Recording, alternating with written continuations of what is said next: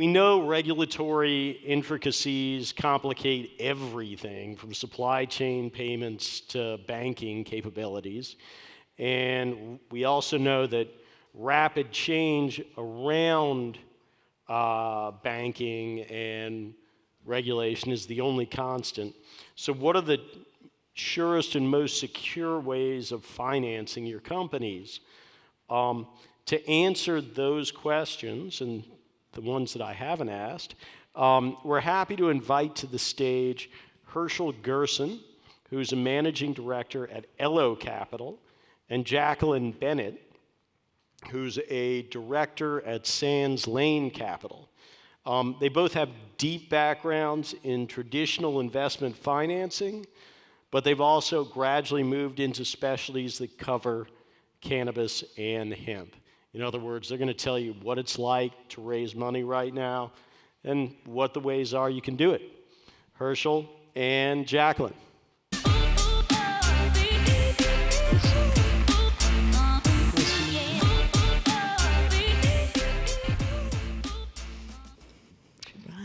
Hi, everybody. Long day. Thank you, Jeff. Thank you, everybody from BevNet and the Cannabis Forum for putting this together and having us. So today, what we thought we'd do to set it up a little bit is kind of give you an overview, an overlay of what's going on in the market from a regulatory and market valuation perspective. We have my colleague here, Jacqueline, who can help give you a lens from the investor perspective. So we kind of work underneath the same umbrella, but go to market a little bit differently. And then lastly, we would provide you with a perspective, or at least all the blocking and tackling that goes into raising capital and what kind of capital you can expect based on where you are in your life cycle and what kind of products you're bringing to market. So thanks again, and we'll get started on just talking about sector trends. So the regulatory environment, we really see the market as bifurcated between THC and CBD that really operate under two separate regulatory and legislative regimes.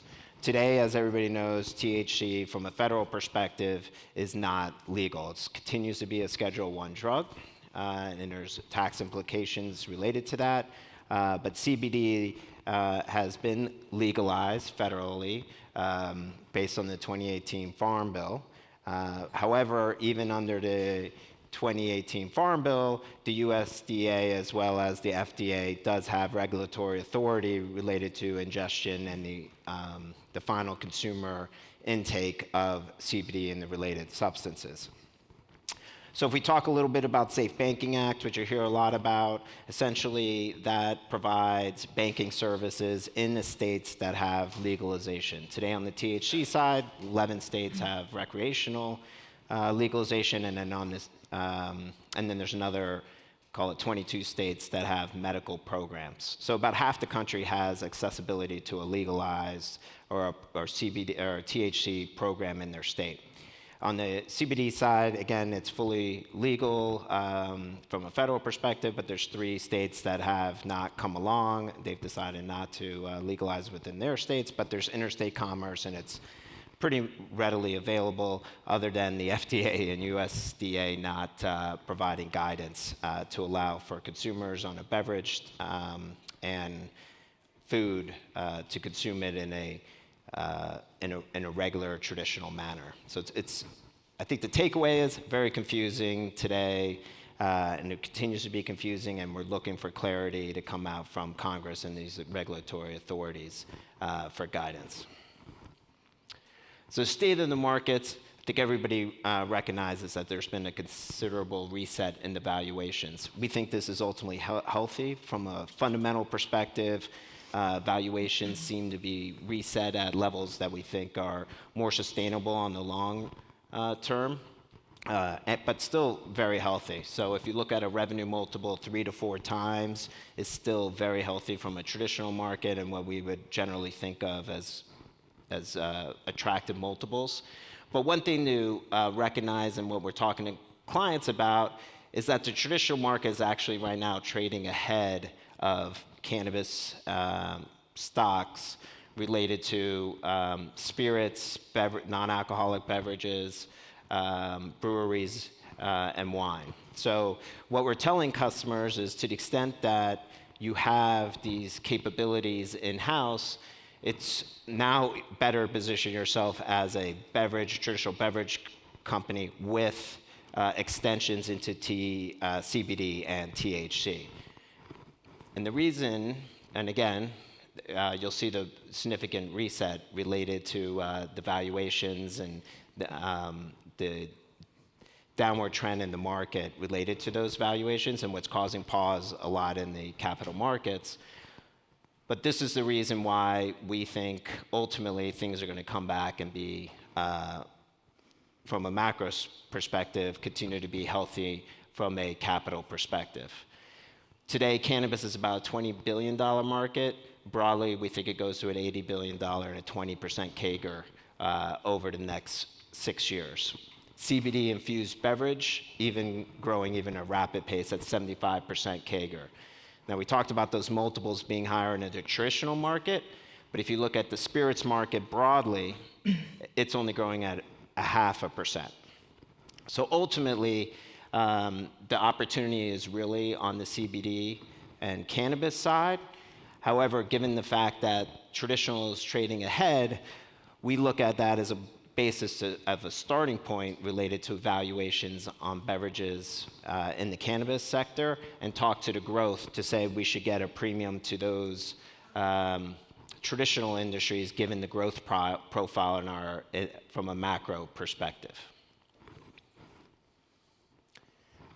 Standing out from the crowd. Thank you.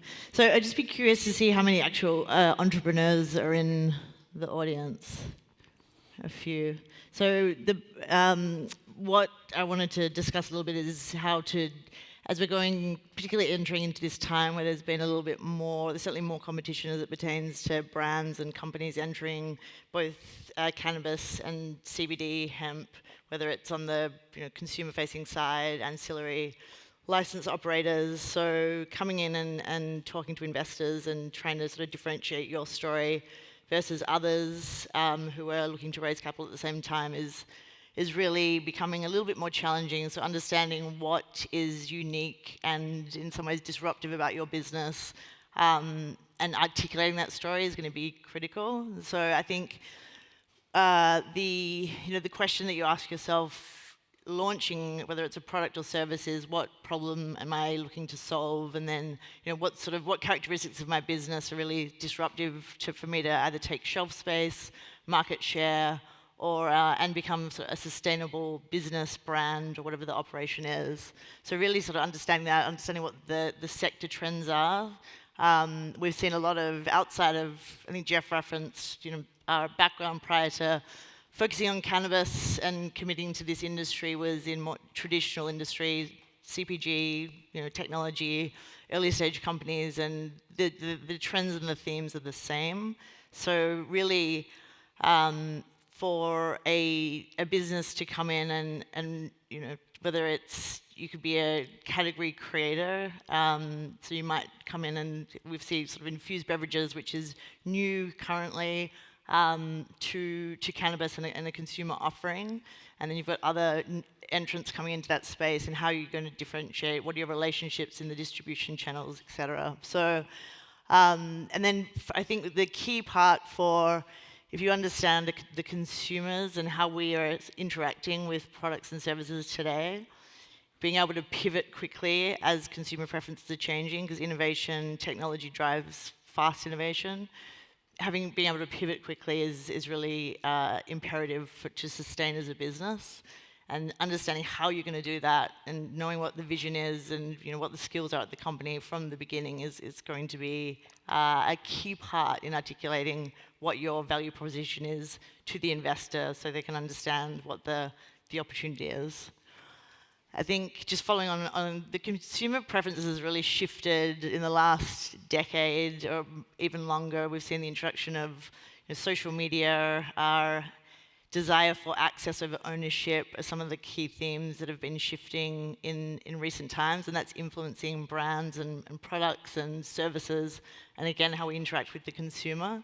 So really being conscious of, what are the attributes of your business that are the differentiating value proposition. Is it because of is it a premium product? Does it create community? Is it an experience the consumer has that's going to want them to come back and buy again, which is also a key component as we get further into the life cycle of the company. The cost of acquiring a customer is really critical as we think about the sustainability of the business and the viability and value accretion. And then the shift here to curation and content and personalization. So the way that the automation, the way we actually interact with our consumer has become a lot more data driven. So what are you doing as a business to really understand your consumer preferences, and how you're going to formulate that relationship? So I think, going back to this theme of disruption, what we've seen over the last several years is why have companies been disrupted or displaced? Why are brands winning? Why they're losing? And what is it about? What are the attributes that actually drive success? We've broken it down into these categories, and I think if you look to the right, the value drivers, or these components, are what we're really looking for as an investor, for you to understand and differentiate between you and your competitive set. So starting with the market size, what's the overall opportunity that you're looking at? So if it's going to be in a infused beverage, what's the total market? What's the geography you're playing in? And then how is your brand going to enter that market, take market share, generate sales, and then sustain those sales? And why are you going to win over a competitor, so to speak? Back to this theme of innovation. So understanding how quickly things are evolving at the moment. Again, a lot of that's driven by technology. The overlap in cannabis is the nascency of the industry, and just how quickly, whether it's driven by regulatory changes, the market's opening up. There has to be a understanding of how you as a firm or a company are going to how you're sort of understanding your offering and the relevance to the consumer, and then how quickly can you pivot in the event of changing dynamics. These are some examples of past, so obviously not cannabis, but I think there's some relevance here as we've seen other brands in different categories grow market share quickly over time. And these are sort of some interesting names. They date back a little bit, which is the point here is Chobani, for example, as the Greek yogurt, who really created a new, the yogurt category was, I guess, redefined, and by Chobani, this sort of health-conscious offering. But today we see other brands that have entered the market, and Chobani's taken a little bit of a step back. We see that in other categories as well. So what's happening? Why are things changing? What are your sort of key differentiators that are enabling you to take market share? Monster is actually an interesting and relevant brand here, and the uniqueness about that brand was actually their sort of creating some sort of cult following and their marketing tactics, so being at concerts and interacting with the consumer that way. So we think cannabis is going to mimic some of these other disrupted categories. We're in the early stages of the market, and category by category, there's a lot of new entrants starting to participate over time. So it will become more and more competitive. At the same time, the market is growing significantly. We see a lot of numbers thrown around in terms of what the total market size will be. And that's, there are variables such as regulations that will influence the total market size. But you as a company coming into the space or existing to date, then how are you going to bridge between, let's say, 2020 and the projected years and actually take some of this market share that's opening up. Great. So we're going to talk a little bit about what you all want to know about blocking and tackling related to capital raise and what capital is available to you and what form of capital is available to you. So first, one thing we talked about initially was the reset of valuations and the decline in the public markets. And that has really stifled a lot of capital investments into the cannabis sector. So if you look at the bottom left, the dark, heavy green bars relate to last year, and the light green bars are this year. You can see that there's been a significant decline in capital that's come into the cannabis sector. And a lot of that is related to the reset of valuations and expectations of entrepreneurs and investors into the sector. So historically, call it last year this time, cannabis and CBD-related stocks were trading at, call it 10 to 15 times revenue. Today, as we mentioned, it's 2 to 4 times. So that's a very significant reset in the minds of the entrepreneurs. However, what that ultimately, in our view, is it's going to open private capital to the market. So historically, cannabis was largely fueled by the Canadian retail investor. So we saw a lot of IPOs, RTOs into the Canadian market to tap that investor. And that really was the investor that was willing to transact at those high multiples. The private markets were just fundamentally didn't believe in those multiples, but given the decline in the multiples, we're seeing a lot more private activity now willing to look at and understand cannabis because these attachment points are much more relevant to them and where they're comfortable interacting.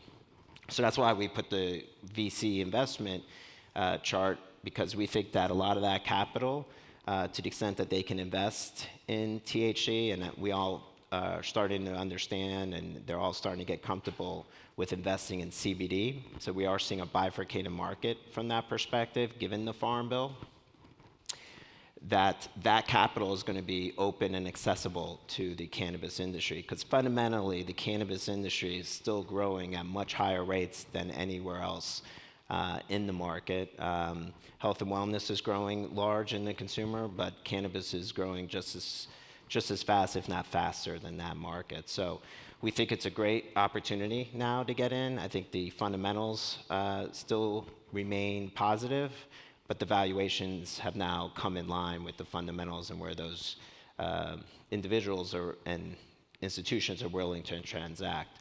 The THC market is a little bit slower to get private capital in, given the regulatory and legal markets. However, you're starting to see family offices come in. There's some private capital, such as Sands Lane, Entourage Effect, Navy, Gotham Green, that are raising capital from LPs and deploying it into the sector. So there's some institutional capital coming in, but it's still not as prevalent as CBD today. So when we talk about the type of capital and where people are getting funding generally, I think it still remains consistent in CBD and THC. The only difference is, as you get into maturity, some of the normal way private equity names that you might have heard of, the TPG, KKR, VMG, and so forth, are not ready to touch THC from a regulatory and legal perspective. A lot of that has to do with their LPs being endowment funds, pension funds, and so forth, that from a legal and federal perspective aren't allowed to invest in THC, but they're now opening up their capital and looking at CBD. So a lot of people and a lot of the public entities are even pivoting more to a CBD strategy because there's more capital accessible to them today. However, when you look at sort of the life cycle of funding in the early stages, in your seed, pre-seed rounds, and cannabis is still very similar to traditional. Most of it is founder, bootstrapped, angel investors, friends and family. The capital really, and institutional capital really starts opening up as you get to positive revenue. And really opens up as you get to positive cash flow. So as you get to positive revenue, some family offices come in, venture capital firms, strategic industry investors, so those are MSOs, what we describe as MSOs, or Canadian LPs that have a lot of capital, or some of them have a lot of capital. Those sources of capital start opening up to you, and then again, as your revenue curve goes up and your cash flows go up, there is some debt financing that's available in the cannabis and THC markets. There's some direct investors that are willing to put in capital in a secured financing vehicle or instrument, which is a little less dilutive to the founders and entrepreneurs. And then obviously, as you grow, the public markets are there and so forth. There's a lot of cannabis companies today that continue to want to access the public markets for their funding, and that's generally done off of, to the extent you're plant touching, the CSC in Canada, and then to the extent that you're CBD and more federally legal, there's the TSX and even the OTC in the US market. We are telling, my advice to clients is that capital is challenging to get to, it costs a lot of money to be public, and it kind of limits your ability and your flexibility going forward to raise incremental capital. So then you're governed by regulatory and another overlay of SEC and public equity requirements that just adds additional complexity to raising additional capital. And a lot of those guys that went public, say, 18 months ago are coming to us and saying, we're stuck, we don't know what to do, and it becomes much more challenging because that Canadian retail investor that they thought was going to be there, or that US retail investor is now a little frightened and concerned about the industry in a whole. So they're all trying to figure out different ways to get capital, and they're in a tough spot. So generally, we feel to the extent you can take private capital, even if it may be at a discount to the public markets, that you'll be in a much better position in the long run. So again, talking about what capital is out there and the expectations on return related to those capital. As your earlier stage, common and preferred is the most readily available instrument, or what you can expect and when you raise capital. And as you mature and get to more cash flow and higher revenues, there are some direct lending and convertible debt instruments that are available to you in the market. The typical investor is a little bit different. We try to differentiate that between CBD and if it doesn't say CBD, those capital providers are willing to go across the board. But one thing you should note is the duration associated with this capital is much shorter in cannabis, and the cost of capital is much higher in cannabis and CBD. And that's, again, the related regulatory environment we're in. And then the other thing you should expect, not only is everything twice as expensive, it takes twice as long. So it's educating the investor, getting them comfortable with you, your market position, and as well as the management team and so forth, given all the opportunities that people are seeing today. You could see also, regardless of where you are in your company stage today in cannabis, all the capital providers, whether it be debt or equity, obviously equity, but even the debt providers are looking for equity returns as well. So to the extent you get regular way debt, generally comes with warrants, and the strike price will be negotiable. But the convertible debt, obviously, that's equity linked, convertible preferred, and common stock. So there's always an equity component regardless of any capital provided to you. However, the dilution that you have to take will be different based on that kind of capital that comes in. Keys to a successful raise. So one thing is obviously positioning the opportunity properly. So we work very hard on ensuring that we're positioning companies properly going forward. We're targeting the right universe related to your company, whether it be THC or CBD. Again, CBD, there's a much broader investor community. But what we're doing for many of our clients, given the nascent part of the industry, is we're going out to as many investors as we possibly can. It's a continually evolving market, and there's continually new people coming into the market. So we spend a lot of time going out to investors, educating investors, and developing new investor bases for our clients so we can find the lowest cost of capital for you and our clients.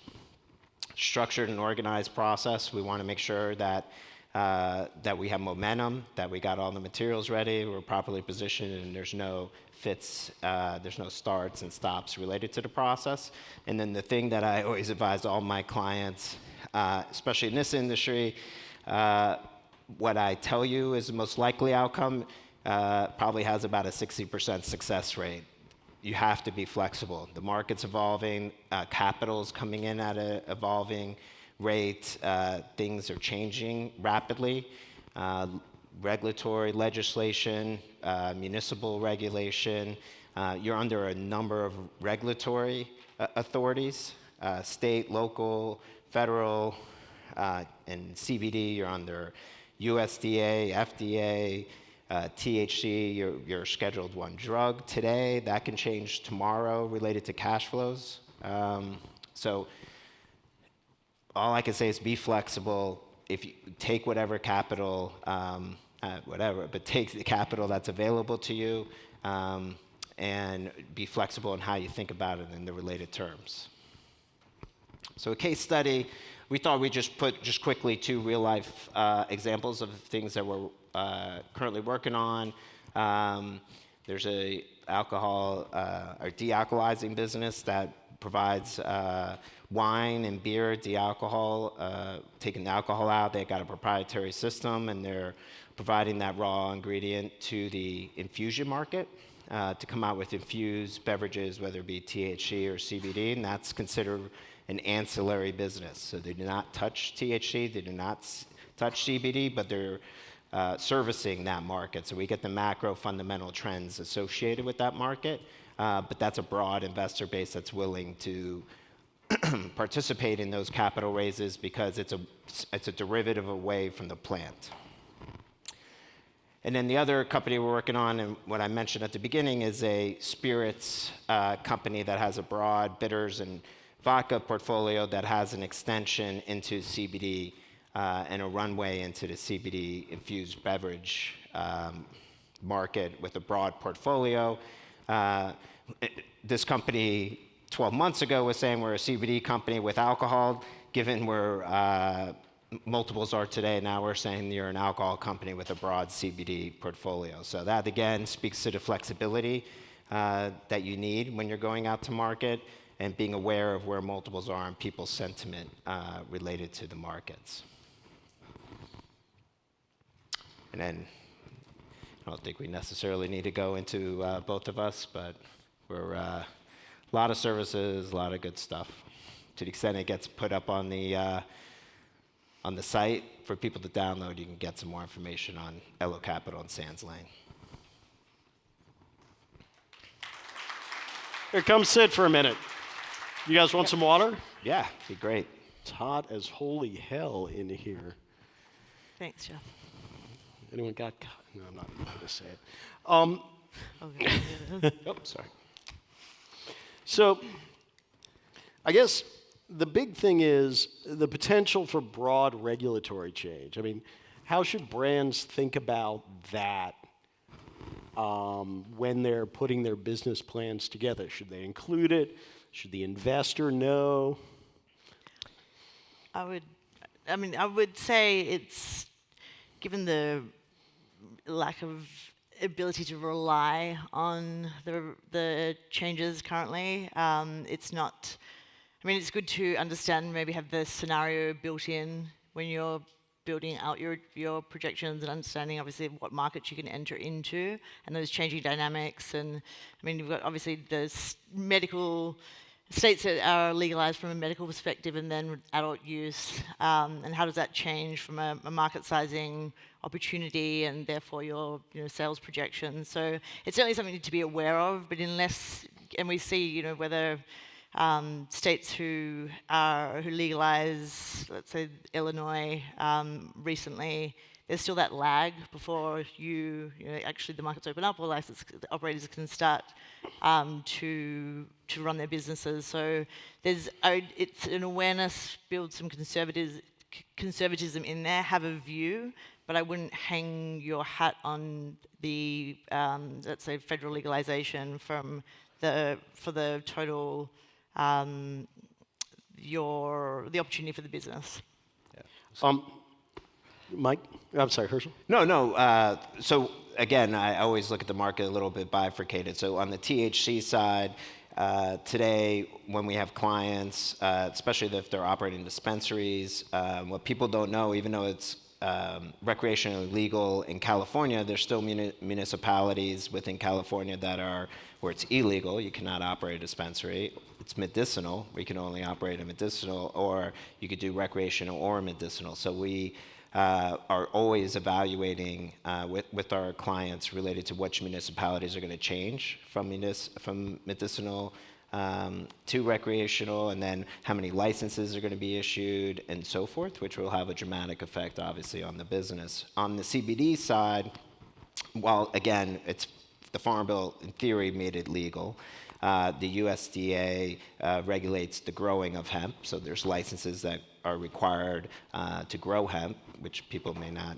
necessarily realize. And then two, consumption of CBD is still under the FDA purview, and the FDA has been slow to provide guidance. People have seen the recent announcement from the FDA, but I would say, and they got a lot of headlines, and I get it, but if you read into that, they were more concerned with the quality of the CBD in it, the actual amount of the CBD in it, and if it was in it at all. So has that cooled investors off at all?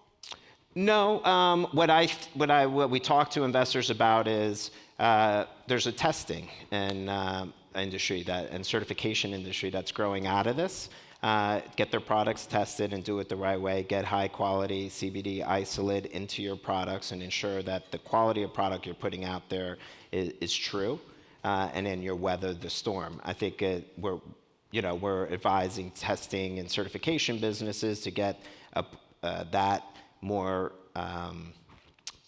standardized across the industry, so there's labeling and things that consumers can look for to know that the CBD and the quality of the product that they're getting is good.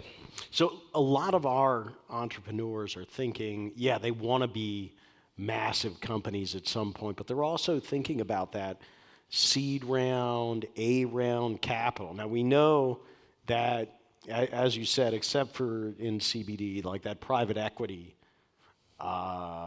group has not yet moved there. How long do you anticipate that being before they're so we're and Jack could talk a little bit because they're going to be a captive fund like in a traditional VMG format. So we have conversations pretty regularly with the guys that you come in here on BevNet and Nosh, and that we all know in the traditional CPG.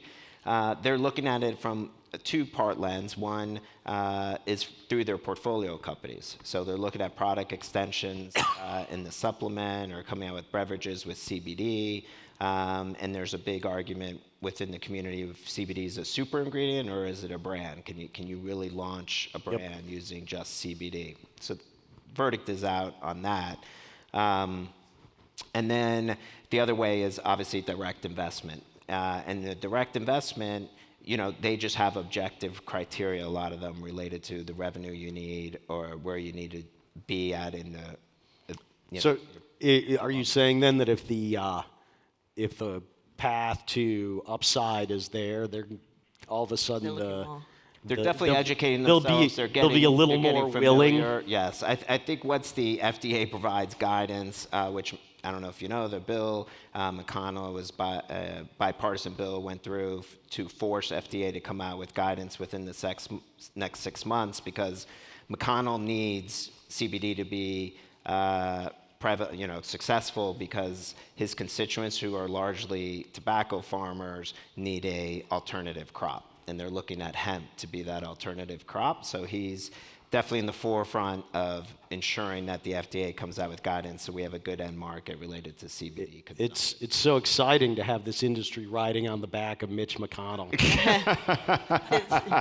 It was a bipartisan bill, but yes, Yeah. we do have his support. Yeah, finally, I just want to ask real quick, do you guys see a universe of strategics starting to appear and beyond what we might think of as big soda, big food? And who are they? Where should our entrepreneurs be looking? Yeah, I think it's important to assume that most or a lot of the larger corporations in traditional industries, whether it's CPG, technology companies, particularly those who have their own venture arms, like AB InBev, obviously with their ZX Ventures, they're thinking about it, and so how far along they are in a strategy, and at what point will they enter the market? Does it require federal legalization? Is it interesting enough, big enough, too complicated, scarcity for growth in other areas? That's driving a lot of the internal thinking at these larger corporations. I think it would be negligent not to incorporate that as a potential area for growth for companies.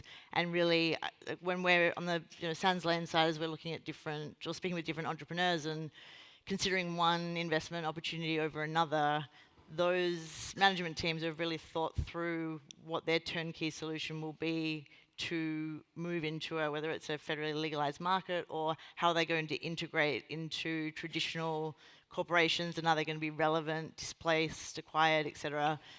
Absolutely, I would be having that in the back or the forefront of your mind as you build out your own strategy and look to execute on that.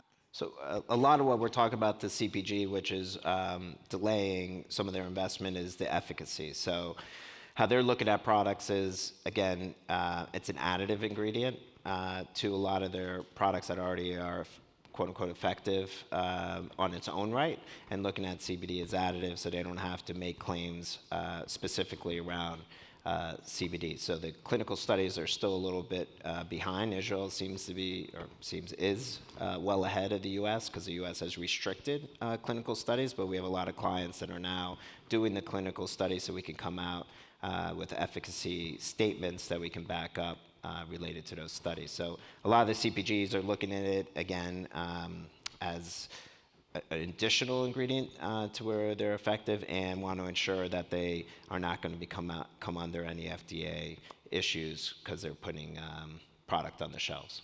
I think also remembering just the size as well. The size of a lot of these larger corporations, I mean, the resources and the size of the balance sheet, for example, versus where we are in the market. I mean, there's still an incredible amount of white space and growth to go, but I think it's, the turning point, how significant these, whether it's brands or services, will be in a larger corporation, and is it something they're going to be developing in-house or looking to learn? And I think we take it upon ourselves as one of our strategies to be that bridge of education, so making sure that we're the benefit of being at this stage and involved in the market now is that we can help those larger corporations sort of understand and give them, to hold their hands as they understand the nuances that we have all come to know in this industry. We'll keep on building bridges, guys. Thanks very much. Thanks, Jeff. Thanks, Jeff. Thank you.